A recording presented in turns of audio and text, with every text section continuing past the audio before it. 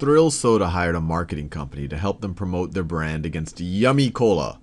The company gathered the following data about consumers' preference of soda. So they have year by year, percentage of respondents who preferred Yummy Cola, percentage of respondents who preferred Thrill Cola, and then these are people who had no preference. So in 2006, 80% liked Yummy, only 12% liked Thrill, and 8% didn't like either one or didn't have any preference. And so actually just from here you see that many more people liked Yummy Cola than Thrill Cola actually every year over here. So Thrill Cola definitely has something, they have an uphill battle. But then they said the advertising company created the following two graphs to promote Thrill Soda. And so let's see what's happening over here. So and let's think about whether this is misleading or not. So if we look at this graph over here, in 2006, sure enough, 80% liked Yummy Cola, then 2007, 76%, then it keeps going, then 77%, then 73%, then 73, then 68. So this is actually accurate data. It actually represents the data that's given right over here. I'll do it in the same. It actually represents this data very faithfully. Then right over here, if we look at this chart, percentage of people who prefer Thrill Soda. So over here in 2006, 12% preferred Thrill Soda. 2006, 12%. 2007, 19%. 2008, 19%. Then we go up to 20, 21, and 25. So the graphs are actually accurate. They're not lying. These are actually the data points of the percentage who prefer Thrill Soda.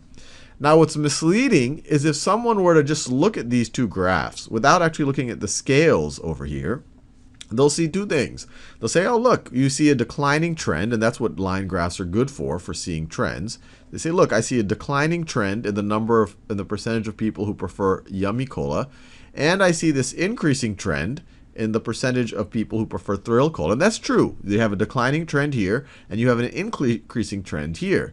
But what's misleading here is the way that they've plotted the scales. These scales are not the same. So when you look at this, you say not only is there an increasing trend of people who prefer Thrill Soda, but the way they set up the scale, that it looks like the trend is above. It looks like if you look, the human brain is tempted to compare these, and they say, look, not only is this an upward trend, but it's above this trend right over here. Even in 2006, this data point looks higher than these data points right over here. But the reality is that it's only because the scale is distorted. And this is the oldest trick in the book when plotting line graphs. It all depends on the scale. So this just looks good because they used this scale that went from 0 to 30 as opposed to 0 to 100.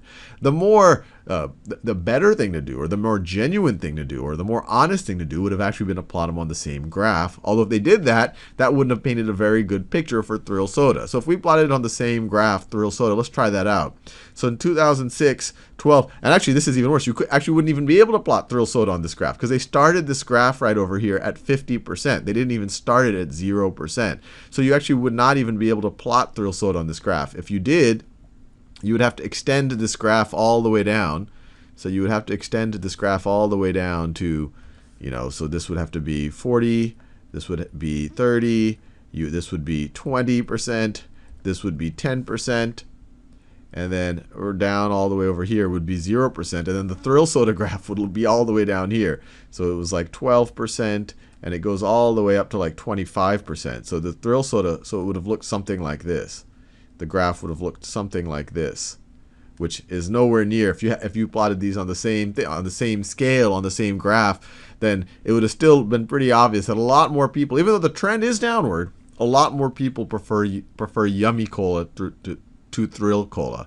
So there's two very disingenuous things going on over here. One is the actual scale. For this amount of distance on this scale, they represent 10%. So whatever the gain is, it looks like it's a huge gain. And over here, that same amount, they're actually representing a larger amount. They're representing closer to 15 or 16%. And then the main thing is they started the scale here at 50%. So they're not showing how many people really prefer, how large 80% or even 70% really is. And over here, they start at 0 and they just have a larger scale. So it makes it look like out the gate, a lot of people prefer, or a comparable amount of people prefer Thrill, and that the trend is up. But the reality is still way more people prefer Yummy Cola. So this was a little bit, or actually very not so honest way of representing the data.